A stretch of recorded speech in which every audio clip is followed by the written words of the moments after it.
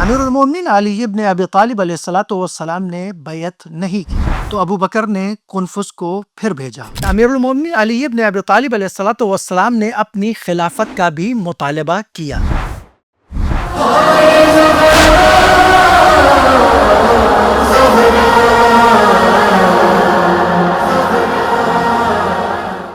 اعوذ باللہ من الشیطان الرجیم، بسم اللہ الرحمن الرحیم۔ بعض علماء اہل سنت کا یہ کہنا ہے کہ حضرت فاطمہ زہرا سلام اللہ علیہا پر کوئی ظلم نہیں ہوا، بلکہ آپ کی وفات تبھی ہوئی ہے، آپ کی شہادت واقع نہیں ہوئی۔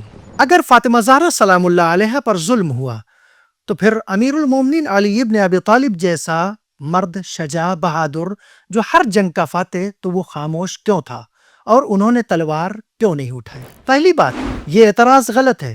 حضرت امیر المومنین علی ابن ابی طالب علیہ الصلوۃ والسلام نے حضرت فاطمہ زہرا سلام اللہ علیہا پر ہونے والے ظلم پر احتجاج کیا، جیسا کہ خود اہل سنت کے برجستہ عالم آلوسی اپنی کتاب روح المعانی جلد نمبر 3 صفحہ نمبر 124 میں اس بات کو لکھتے ہیں: جب مسلمانوں نے ابو بکر کی بیعت کر لی، امیر المومنین علی ابن ابی طالب علیہ الصلوۃ والسلام نے بیعت نہیں کی، تو ابو بکر نے کنفس کو امیر المومنین علیہ الصلوۃ والسلام کے پاس بھیجا تاکہ امیر المومنین سے بیعت لے سکے۔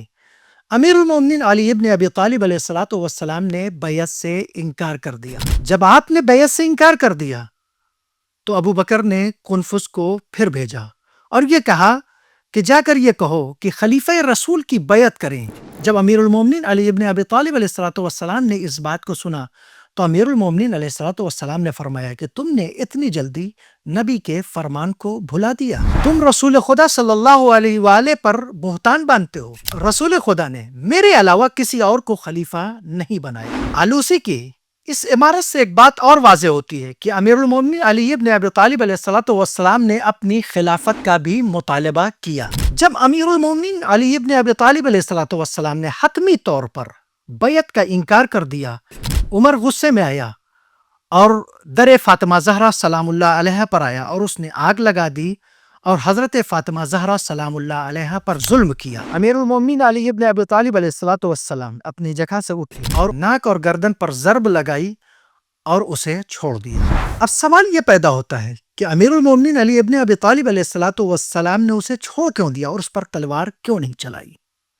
تو اس کے دو ریزنز ہیں۔ اس کا سبب یہ ہے کہ امیر المومنین علی ابن ابی طالب علیہ الصلوۃ والسلام کے پیش نظر رسول خدا صلی اللہ علیہ وآلہ کی وصیت تھی کہ جس میں آپ نے فرمایا: علیک بالصبر علی ما ینزل بک وبہا حتی تقدموا علیہ، کہ جس میں رسول خدا نے فرمایا: اے علی، میرے بعد تم پر اور فاطمہ پر جو مصیبتیں نازل ہوں گی اس پر صبر کرنا۔ اس کے علاوہ اگر حضرت علی علیہ الصلوۃ والسلام تلوار اٹھا لیتے تو دین اسلام کا شیرازہ بکھر جاتا، کیونکہ ایک طرف نبوت کے جھوٹے دعوے داروں نے دین اسلام کے خلاف اپنی جڑوں کو مضبوط کر لیا تھا، وہیں مدینے میں خلافت اور اقتدار کے پجاریوں نے دین اسلام کے اصول اور آئین کو رون ڈالا تھا۔ ایسی حالت میں اگر امیر المومنین علی ابن ابی طالب علیہ الصلوۃ والسلام مدینہ جو مرکز اسلامی کہا جاتا تھا، اگر اس مقام پر تلوار اٹھا لیتے تو سماج کئی حصوں میں تقسیم ہو جاتا اور دین اسلام کا شیرازہ بکھر جاتا۔